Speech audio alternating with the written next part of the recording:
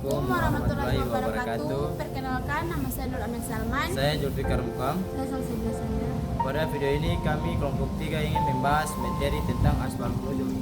Untuk memenuhi tugas mata kuliah dari dosen pengampu Ibu Nila Khairul Kamalia, selanjutnya kita beralih ke sisi pematerinya.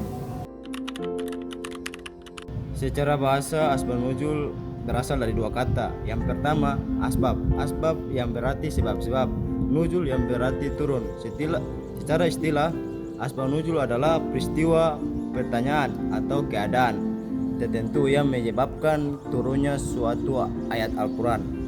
Artinya ada beberapa ayat Al-Quran yang diturunkan karena adanya kejadian tertentu yang terjadi pada masa Rasulullah SAW. Namun tidak semua ayat Al-Quran memiliki asbabun nuzul. Sebagian ayat diturunkan tanpa didahului peristiwa tertentu, dan sebagian lainnya turun sebagai jawaban atas persoalan yang dihadapi umat. Asbabun nuzul merupakan salah satu cabang penting dalam ulumul Quran karena membantu para ulama memahami satu, yaitu maksud ayat secara benar, dua, konteks turunnya ayat, tiga, hikmah yang terkandung dalam ayat, empat, cara menerapkan kandungan ayat dalam kehidupan.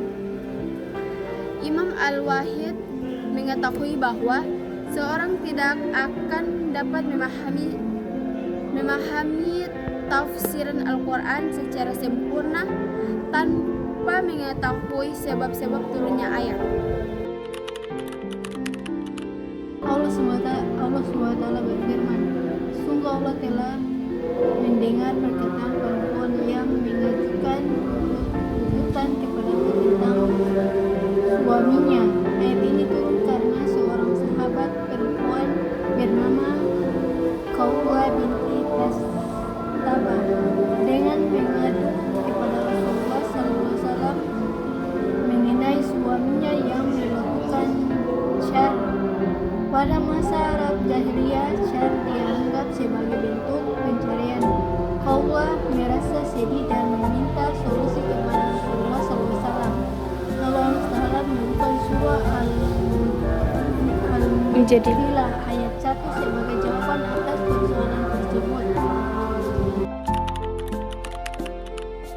Manfaat mempelajari asbabun nuzul ada 5. Yang pertama, membantu memahami ayat secara tepat. Yang kedua, menghindari kesalahan dalam menafsirkan Al-Quran.